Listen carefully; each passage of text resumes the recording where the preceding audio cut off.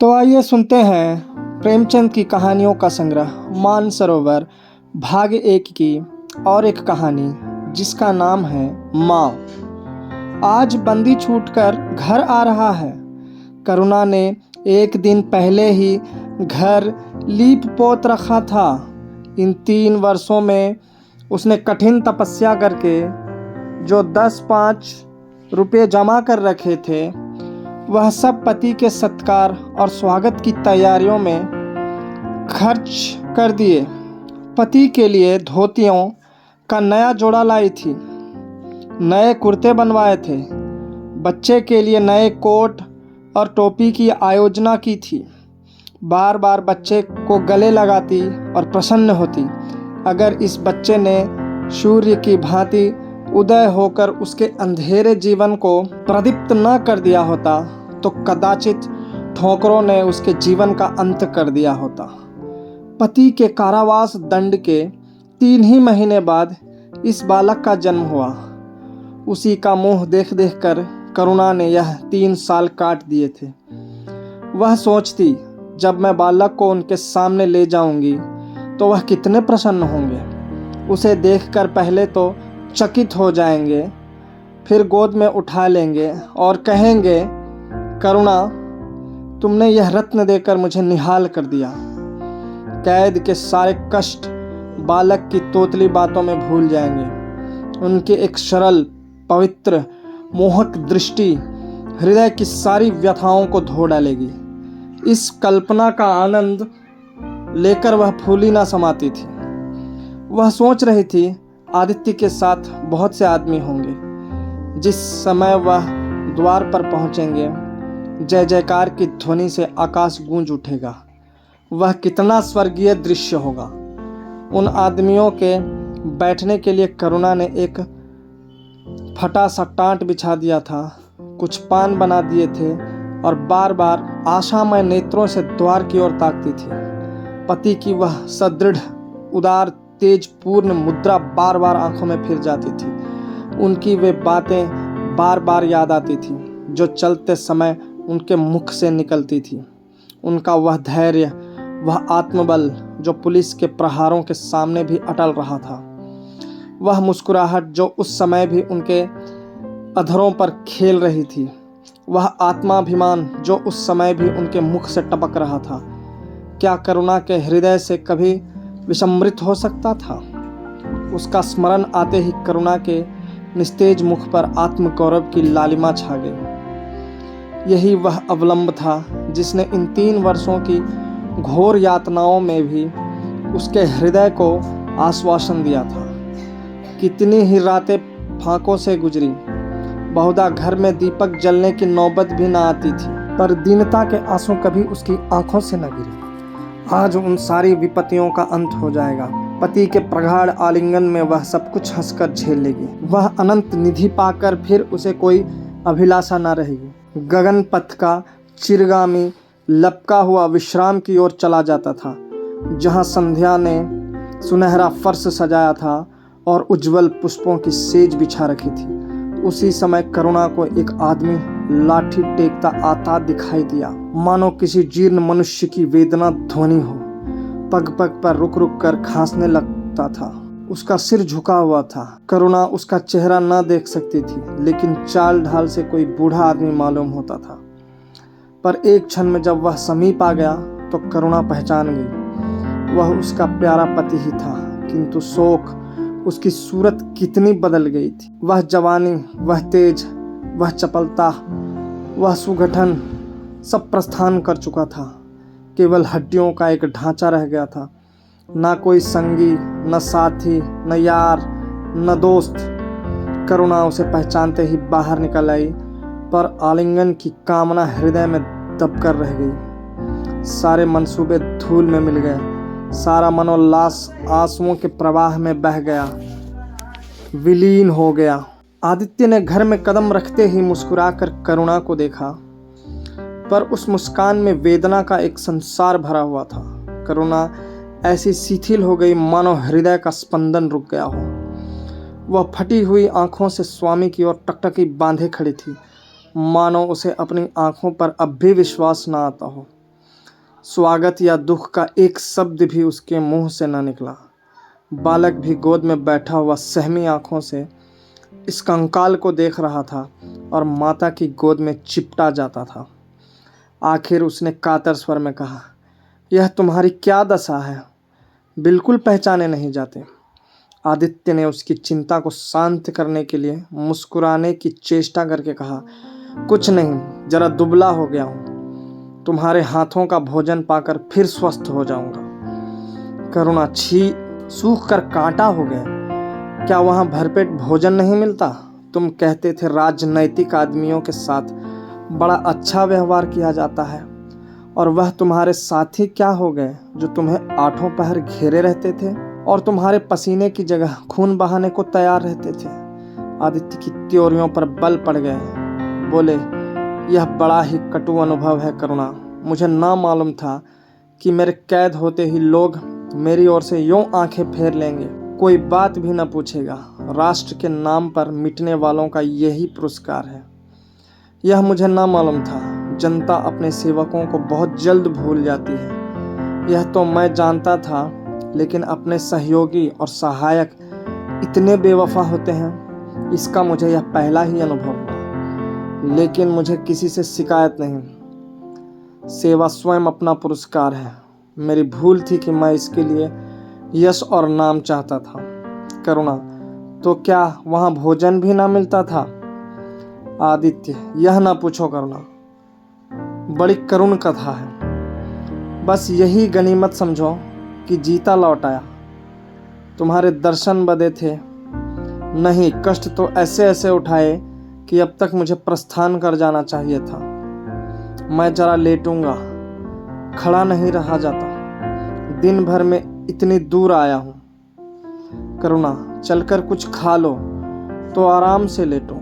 बालक को गोद में उठाकर, बाबूजी है बेटा, तुम्हारे बाबूजी, इनकी गोद में जाओ, तुम्हें प्यार करेंगे। आदित्य ने आंसू भरी आंखों से बालक को देखा और उनका एक एक रोम उनका तिरस्कार करने लगा। अपनी जीर्ण दशा पर उन्हें कभी इतना दुख ना हुआ था। ईश्वर की असीम दया से यदि उनकी दशा संभल जाती तो वह फिर कभी राष्ट्रीय आंदोलन के समीप ना जाते। इस फूल से बच्चे को यूं संसार में लाकर दरिद्रता की आग में झोंकने का उन्हें क्या अधिकार था? वह अब लक्ष्मी की उपासना करेंगे और अपना क्षुद्र जीवन बच्चे के लालन पालन के लिए अर्पित कर देंगे।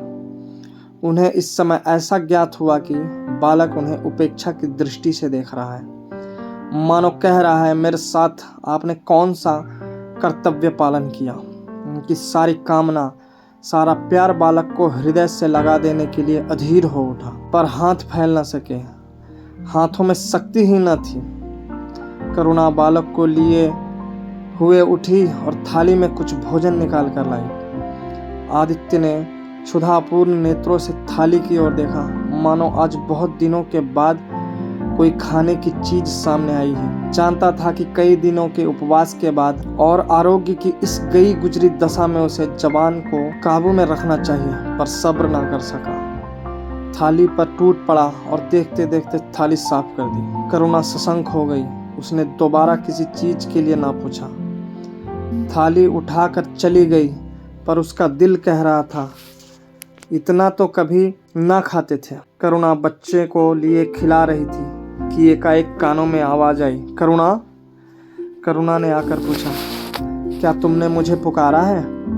आदित्य का चेहरा पीला पड़ गया था और सांस जोर जोर से चल रही थी। हाथों के सहारे वही टाट पर लेट गए थे।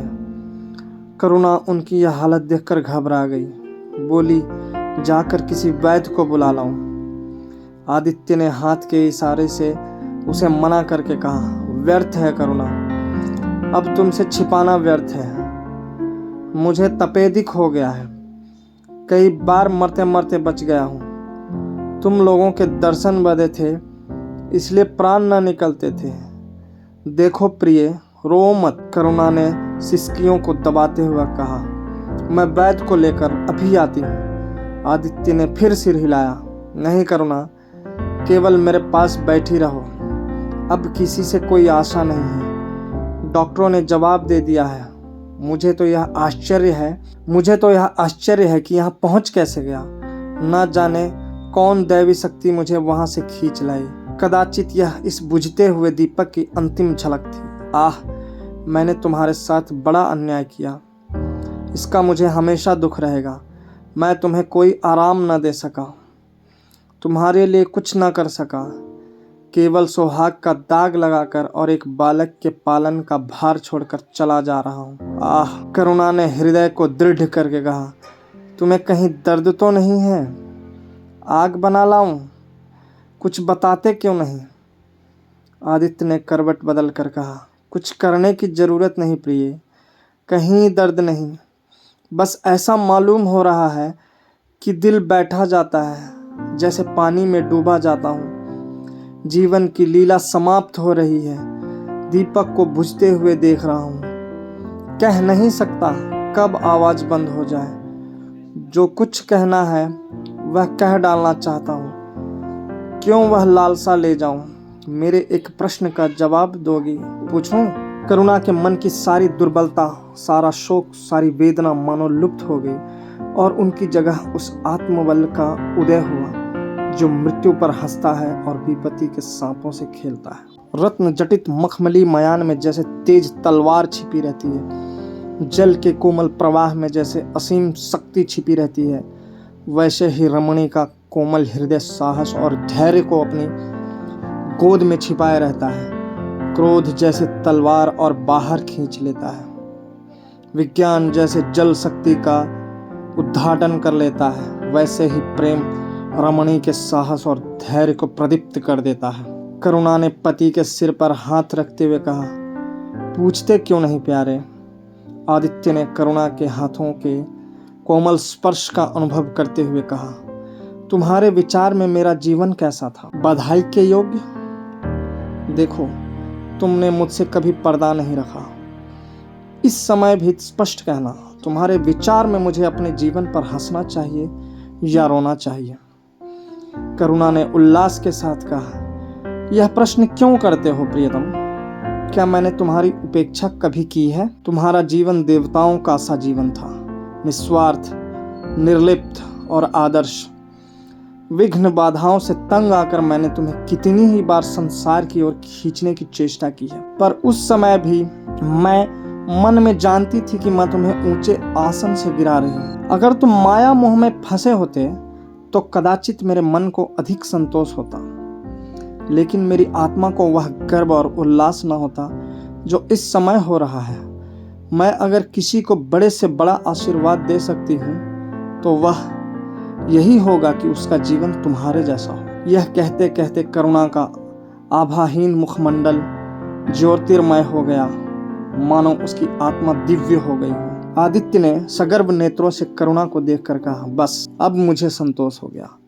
करुणा, इस बच्चे की ओर से मुझे कोई शंका नहीं है। मैं उसे इससे अधिक कुशल हाथों में नहीं छोड़ सकता। मुझे विश्वास है कि जीवन भर यह ऊंचा और पवित्र आदर्श सदैव तुम्हारे सामने रहेगा। अब मैं मरने को तैयार हूँ। 7 वर्ष बीत गए। बालक प्रकाश अब 10 साल का रूपवान, बलिष्ठ, प्रसन्न मुख कुमार था। बल का तेज, साहसी और मनस्वी। भय तो उसे छू भी नहीं गया था। करुणा का संतप्त हृदय उसे देखकर शीतल हो जाता। संसार करुणा को अभागिनी और दीन समझे, वह कभी भाग्य का रोना नहीं रोती।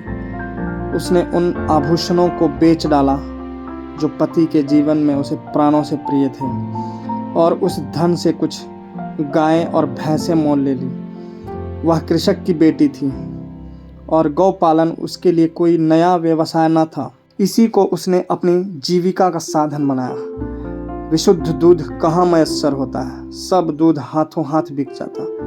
करुणा को पहर रात से पहर रात तक काम में लगा रहना पड़ता, पर वह प्रसन्न थी। उसके मुख पर निराशा या दीनता की छाया नहीं, संकल्प और साहस का तेज है। उसके एक एक अंग से आत्मगौरव की ज्योति से निकल रही है। आंखों में एक दिव्य प्रकाश है, गंभीर, अथाह और असीम। सारी वेदनाएं, वैधव्य का शोक और विधि का निर्मम प्रहार सब उस प्रकाश की गहराई में विलीन हो गया है। प्रकाश पर वह जान देती है, उसका आनंद, उसकी अभिलाषा, उसका संसार, उसका स्वर्ग सब प्रकाश पर न्योछावर है। पर यह मजाल नहीं कि प्रकाश कोई शरारत करे और करुणा आंखें बंद कर ले। नहीं, वह उसके चरित्र की बड़ी कठोरता से देखभाल करती है। वह प्रकाश की माँ नहीं, माँ बाप दोनों है। उसके पुत्र स्नेह में माता की ममता के साथ पिता की कठोरता भी मिली हुई है। पति के अंतिम शब्द अभी तक उसके कानों में गूंज रहे हैं। वह आत्मोल्लास जो उनके चेहरे पर छलकने लगा था, वह गर्वमय लाली जो उनकी आंखों में छा गई थी, अभी तक उसकी आंखों में फिर रही है। निरंतर पति चिंतन ने आदित्य को उसकी आंखों में प्रत्यक्ष कर दिया है। वह सदैव उनकी उपस्थिति का अनुभव किया करती है। उसे ऐसा जान पड़ता है कि आदित्य की आत्मा सदैव उसकी रक्षा करती है। उसकी यही हार्दिक अभिलाषा है कि प्रकाश जवान होकर पिता का पथगामी हो। संध्या हो गई थी। एक भिखारिन द्वार पर आकर भीख मांगने लगी। करुणा उस समय गौओं को पानी दे रही थी। प्रकाश बाहर खेल रहा था। बालक ही तो ठहरा, शरारत सूझी। घर में गया और कटोरे में थोड़ा सा भूसा लेकर बाहर निकला। भिखारिन ने अब की झोली फैला दी। प्रकाश ने भूसा उसकी झोली में डाल दिया और जोर जोर से तालियां बजाता हुआ भागा। भिखारिन ने अग्निमय नेत्रों से देखकर कहा, वाह रे लाडले, मुझसे हंसी करने चला है, यही माँ बाप ने सिखाया है, तब तो खूब कुल का नाम जगाओगे। करुणा उसकी बोली सुनकर बाहर निकल आई और पूछा, क्या है माता, किसे कह रही हो? भिखारी ने प्रकाश की तरफ इशारा करके कहा, वह तुम्हारा लड़का है ना? देखो, कटोरे में भूसा भरकर मेरी झोली में डाल गया है। चुटकी भर आटा था, वह भी मिट्टी में मिल गया। कोई इस तरह दुखियों को सताता है? सबके दिन एक से नहीं रहते।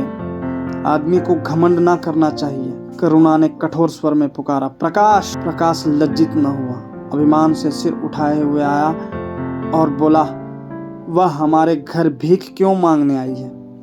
कुछ काम क्यों नहीं करती? करुणा ने उसे समझाने की चेष्टा करके कहा, शर्म नहीं आती? उल्टे और आंख दिखाते हो। प्रकाश, शर्म क्यों आए? यह क्यों रोज भीख मांगने आती है? हमारे यहाँ क्या कोई चीज मुफ्त आती है? करुणा, तुम्हें कुछ ना देना था तो सीधे से कह देते, जाओ। तुमने यह शरारत क्यों की? प्रकाश, उनकी आदत कैसे छूटती? करुणा ने बिगड़ कर कहा, तुम अब पीटोगे मेरे हाथों। प्रकाश, पीटूंगा क्यों? आप जबरदस्ती पीटेंगी। दूसरे मुल्कों में अगर कोई भीख मांगे तो कैद कर लिया जाए, यह नहीं कि उल्टे भिखमंगों को और शह दी जाए। करुणा, जो अपंग है वह कैसे काम करे? प्रकाश, तो जाकर डूब मरे, जिंदा क्यों रहती है? करुणा निरुत्तर हो गई। बुढ़िया को तो उसने आटा दाल देकर विदा किया, किंतु प्रकाश का कुतर्क उसके हृदय में फोड़े के समान टीसता रहा। उसने यह धृष्टता, यह अभिनय कहाँ सीखी? रात को भी उसे बार बार यही ख्याल सताता रहा। आधी रात के समीप एकाएक प्रकाश की नींद टूटी। लालटेन जल रही है और करुणा बैठी रो रही है। उठ बैठा और बोला, अम्मा, अभी तुम सोई नहीं? करुणा ने मुंह फेर कर कहा, नींद नहीं आई। तुम कैसे जग गए? प्यास तो नहीं लगी है? प्रकाश, नहीं अम्मा, ना जाने क्यों आंख खुल गई। मुझसे आज बड़ा अपराध हुआ अम्मा। करुणा उसके मुख की ओर स्नेह के नेत्रों से देखा। प्रकाश, मैंने आज बुढ़िया के साथ बड़ी नटखट की, मुझे क्षमा करो, फिर कभी ऐसी शरारत न करूँगा। यह कहकर रोने लगा। करुणा ने स्नेहार्द होकर उसे गले लगा लिया और उसके कपोलों का चुंबन करके बोली, बेटा, मुझे खुश करने के लिए यह कह रहे हो या तुम्हारे मन में सचमुच पछतावा हो रहा है? प्रकाश ने सिसकते हुए कहा, नहीं अम्मा, मुझे दिल से अफसोस हो रहा है। अब कि वह बुढ़िया आएगी तो मैं उसे बहुत से पैसे दूंगा। करुणा का हृदय मतवाला हो गया। ऐसा जान पड़ा आदित्य सामने खड़े बच्चे को आशीर्वाद दे रहे हैं और कह रहे हैं, करुणा, क्षोभ मत कर, प्रकाश अपने पिता का नाम रोशन करेगा, तेरी संपूर्ण कामनाएं पूरी हो जाएगी। लेकिन प्रकाश के कर्म और वचन में मेल ना था और दिनों के साथ उसके चरित्र का अंग प्रत्यक्ष होता जाता था। जहीन था ही, विश्वविद्यालय से उसे वजीफे मिलते थे। करुणा भी उसकी यथेष्ट सहायता करती थी, फिर भी उसका खर्च पूरा ना पड़ता था। वह मितव्ययता और सरल जीवन पर विद्वता से भरे हुए व्याख्यान दे सकता था, पर उसका रहन सहन फैशन के अंधभक्तों से जौ भर घटकर न था। प्रदर्शन की धुन उसे हमेशा सवार रहती थी। उसके मन और बुद्धि में निरंतर द्वंद्व होता रहता था।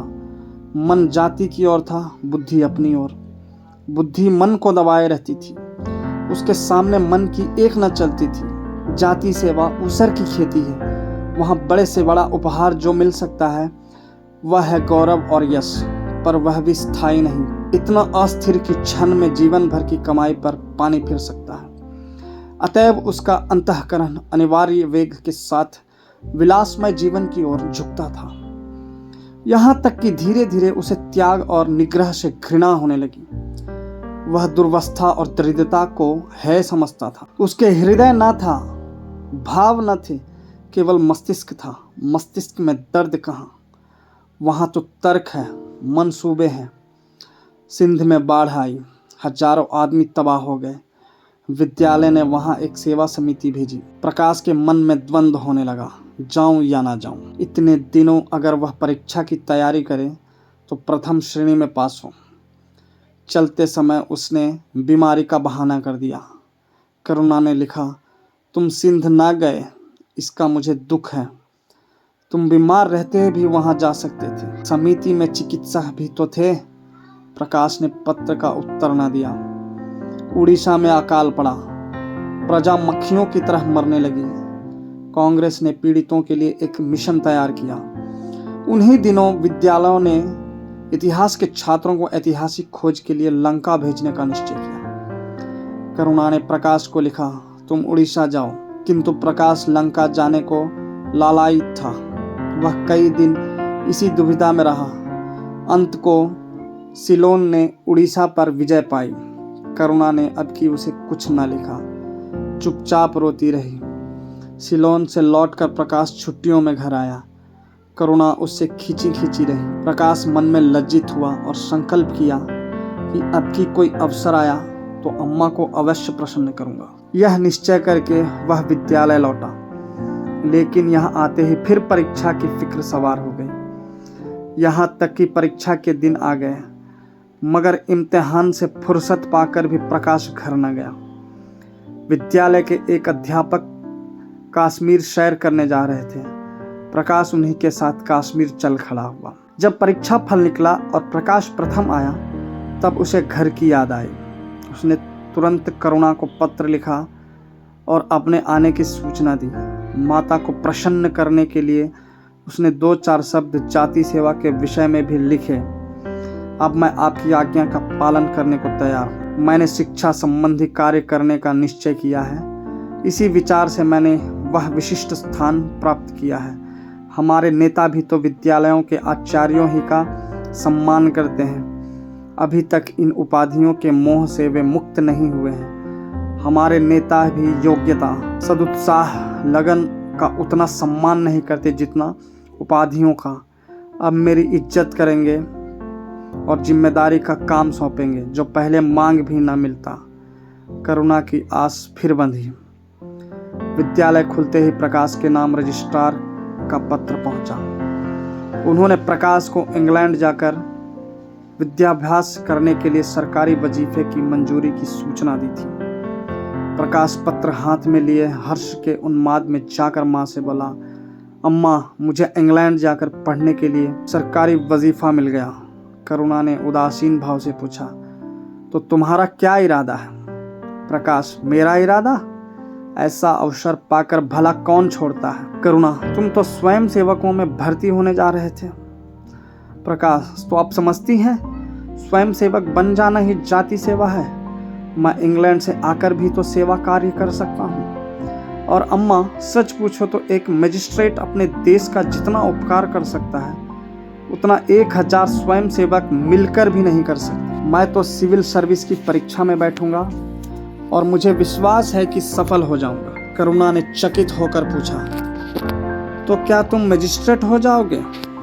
प्रकाश, सेवा भाव रखने वाला एक मजिस्ट्रेट कांग्रेस के 1000 सभापतियों से ज़्यादा उपकार कर सकता है।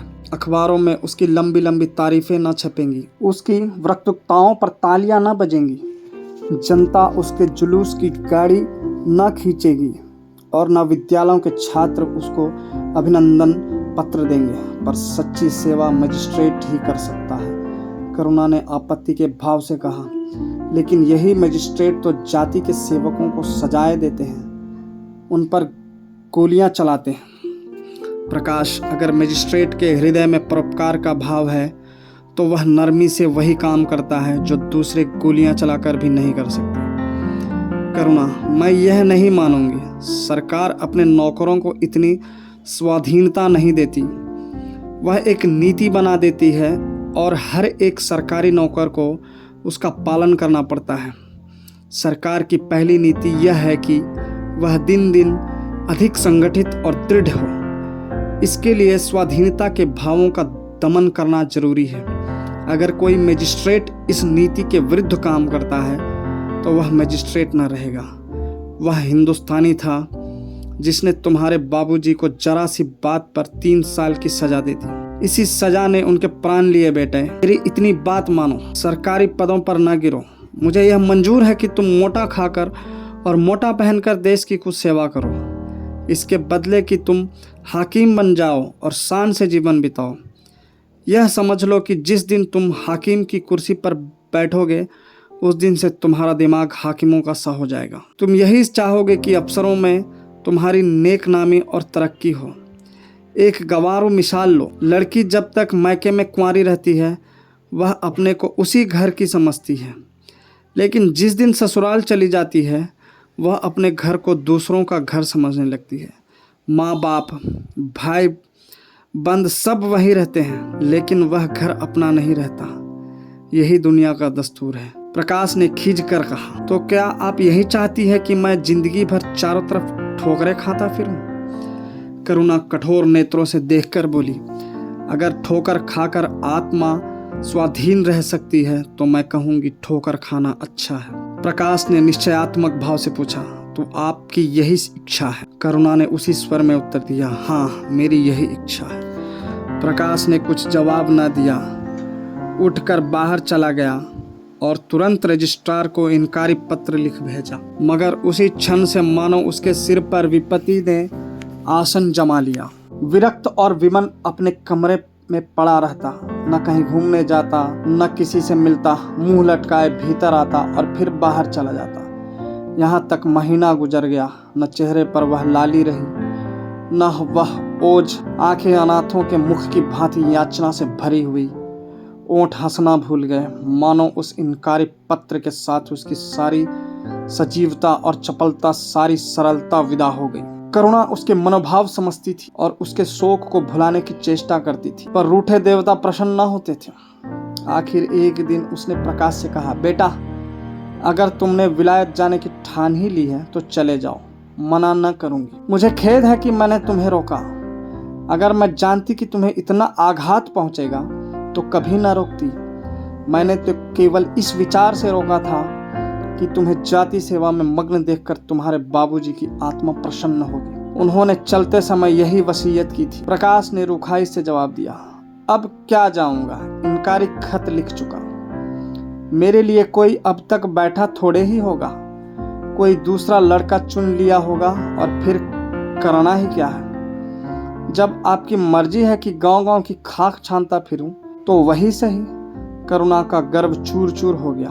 इस अनुमति से उसने बाधा का काम लेना चाहा था, पर सफल न हुई। बोली, अभी कोई न चुना गया होगा, लिख दो, मैं जाने को तैयार हूं। प्रकाश ने झुंझला कर कहा, अब कुछ नहीं हो सकता, लोग हंसी उड़ाएंगे। मैंने तय कर लिया है कि जीवन को आपकी इच्छा के अनुकूल बनाऊंगा। करुणा, तुमने अगर शुद्ध मन से यह इरादा किया होता तो यूं न रहते। तुम मुझसे सत्याग्रह कर रहे हो। अगर मन को दबाकर मुझे अपनी राह का कांटा समझकर तुमने मेरी इच्छा पूरी भी की तो क्या? मैं तो जब जानती कि तुम्हारे मन में आप ही आप सेवा का भाव उत्पन्न होता।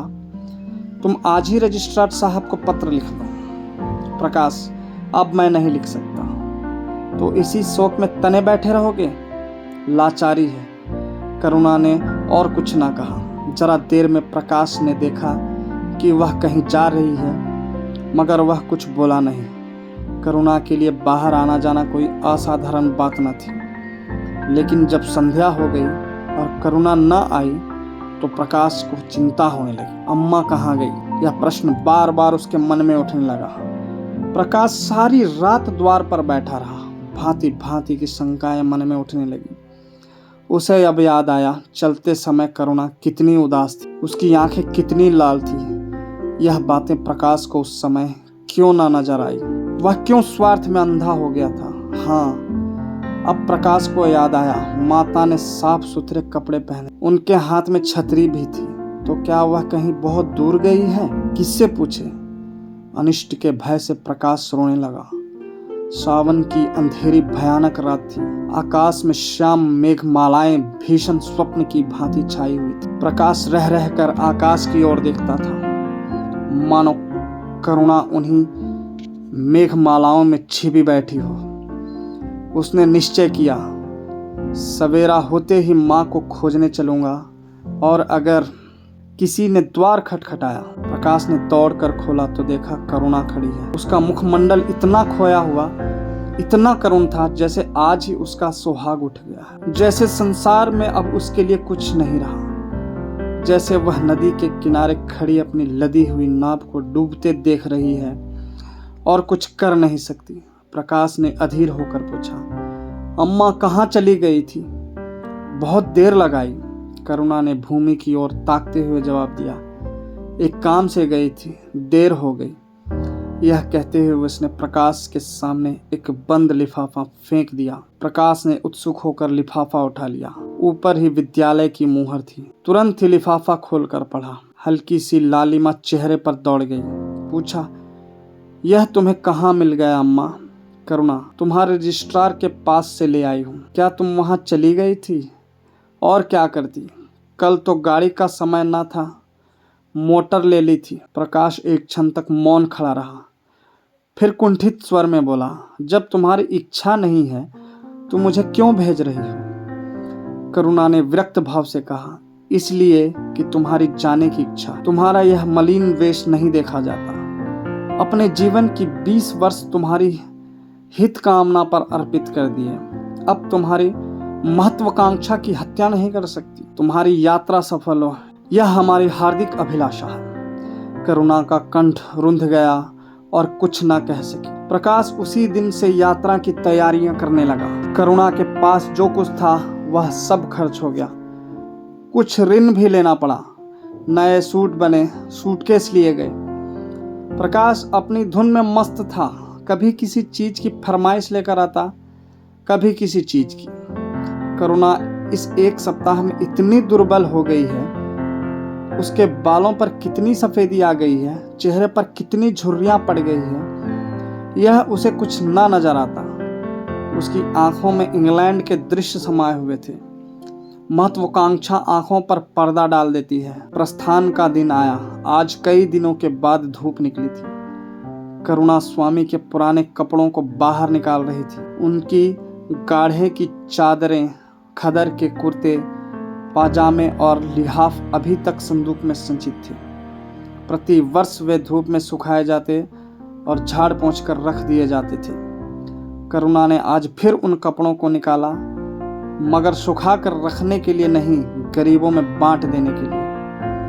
वह आज पति से नाराज। वह लुटिया, डोर और घड़ी जो आदित्य की चिर संगनी थी और जिनकी 20 वर्ष के करुणा ने उपासना की थी, आज निकाल कर आंगन में फेंक दी गई। वह झोली जो वर्षों आदित्य के कंधों पर आरूढ़ रह चुकी थी, आप कूड़े में डाल दी गई। वह चित्र जिसके सामने 20 वर्ष से करुणा सिर झुकाती थी, आज वही निर्दयता से भूमि पर डाल दिया गया। पति का कोई स्मृति चिन्ह वह अब अपने घर में नहीं रखना चाहती थी।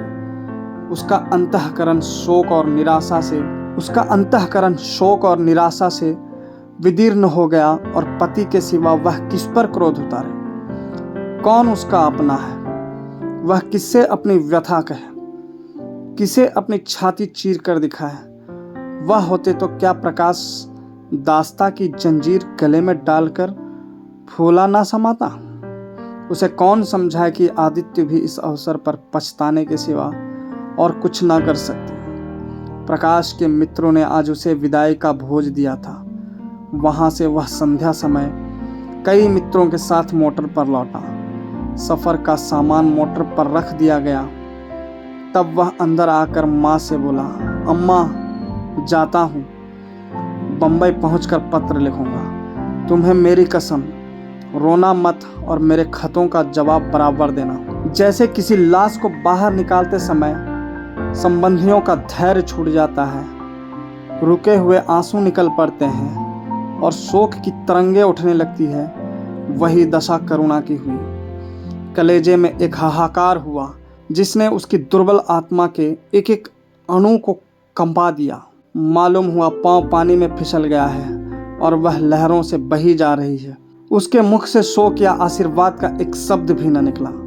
प्रकाश ने उसके चरण छुए, अश्रु जल से माता के चरणों को पखारा, फिर बाहर चला। करुणा पाषाण मूर्ति की भांति खड़ी थी। सहसा ग्वाले ने आकर कहा, बहू जी भैया चले गए, बहुत रोते थे। तब करुणा की समाधि टूटी। देखा सामने कोई नहीं है। घर में मृत्यु का सा सन्नाटा छाया हुआ है और मानव हृदय की गति बंद हो गई है। सहसा करुणा की दृष्टि ऊपर उठ गई। उसने देखा कि आदित्य अपनी गोद में प्रकाश की निर्जीव देह लिए खड़े हो रहे हैं। करुणा पछाड़ खाकर गिर पड़ी। करुणा जीवित थी, पर संसार से उसका कोई नाता न था। उसका छोटा सा संसार, जिसे उसने अपनी कल्पनाओं के हृदय में रचा था, स्वप्न की भांति अनंत में विलीन हो गया था। जिस प्रकाश को सामने देखकर वह जीवन की अंधेरी रात में भी हृदय में आशाओं की संपत्ति लिए जा रही थी, वह बुझ गया और संपत्ति लुट गई। अब न कोई आश्रय था और न उसकी जरूरत। जिन गौओं को वह दोनों वक्त अपने हाथों से दाना चारा देती और सहलाती थी, वह अब खूंटे पर बंधी निराश नेत्रों से द्वार की ओर ताकती रहती थी। बछड़ों को गले लगाकर पुचकारने वाला अब कोई न था।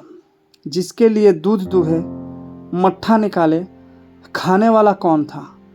करुणा ने अपने छोटे से संसार को अपने ही अंदर समेट लिया था। किंतु एक ही सप्ताह में करुणा के जीवन ने फिर रंग बदला। उसका छोटा सा संसार फैलते फैलते विश्वव्यापी हो गया। जिस लंगर ने नौका को तट से एक केंद्र पर बांध रखा था, वह उखड़ गया। अब नौका सागर के अशेष विस्तार में भ्रमण करेगी, चाहे वह उद्दाम तरंगों के वक्ष में ही क्यों ना विलीन हो जाए।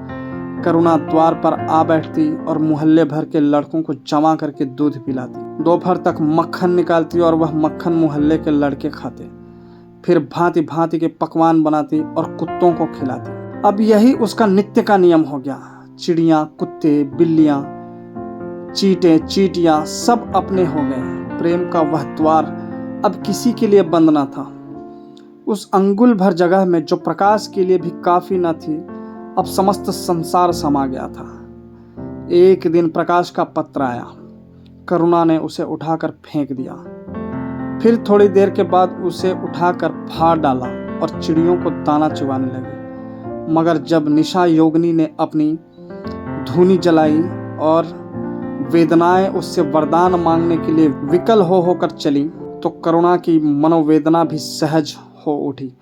प्रकाश का पत्र पढ़ने के लिए उसका मन व्याकुल हो उठा। उसने सोचा, प्रकाश मेरा कौन है, मेरा उससे क्या प्रयोजन। हाँ, प्रकाश मेरा कौन है, हाँ प्रकाश मेरा कौन है।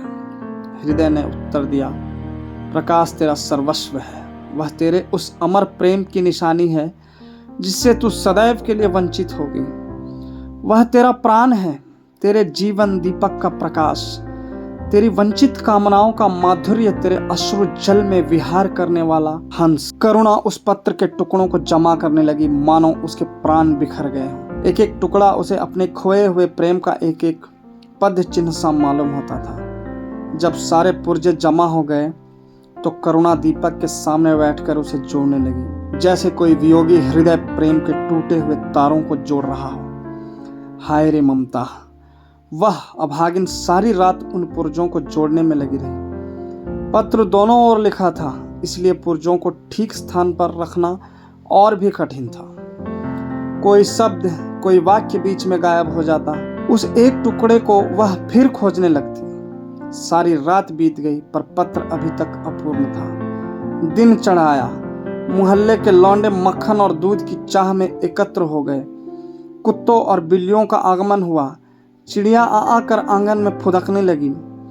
कोई ओखली पर बैठी, कोई तुलसी के चौतरे पर करुणा को सिर उठाने तक की फुर्सत नहीं। दोपहर हुआ, करुणा ने सिर न उठाया। न भूख थी न प्यास। फिर संध्या हो गई पर वह पत्र अभी तक अधूरा था। पत्र का आशय समझ में आ रहा था। प्रकाश का जहाज कहीं से कहीं जा रहा है। उसके हृदय में कुछ उठा हुआ है। क्या उठा हुआ है यह करुणा न सोच सकी। करुणा पुत्र की लेखनी से निकले हुए एक एक शब्द को पढ़ना और उसे हृदय पर अंकित कर लेना चाहती थी। इस भांति 3 दिन गुजर गए। संध्या हो गई थी। 3 दिन की जागी आंखें जरा झपक गई। करुणा ने देखा एक लंबा चौड़ा कमरा है। उसमें मेजें और कुर्सियां लगी हुई हैं। बीच में ऊंचे मंच पर कोई आदमी बैठा हुआ है। करुणा ने ध्यान से देखा, प्रकाश था। एक क्षण में एक कैदी उसके सामने लाया गया। उसके हाथ पांव में जंजीर थी, कमर झुकी हुई। यह आदित्य थी। करुणा की आंखें खुल गई, आंसू बहने लगे। उसने पत्र के टुकड़ों को फिर समेट लिया और उसे जलाकर राख कर डाला। राख की एक चुटकी के सिवा वहां कुछ न रहा जो उसके हृदय में विदीर्ण किए डालती थी। इसी एक चुटकी राख में उसका गुड़ियों वाला बचपन, उसका संतप्त यौवन और उसका तृष्णामय वैधव्य सब समा गया। प्रातःकाल लोगों ने देखा, पक्षी पिंजड़े से उड़ चुका था। आदित्य का चित्र अब भी उसके शून्य हृदय से चिपटा हुआ था। भग्न हृदय पति की स्नेह स्मृति में विश्राम कर रहा था और प्रकाश का जहाज यूरोप चला जा रहा था। धन्यवाद।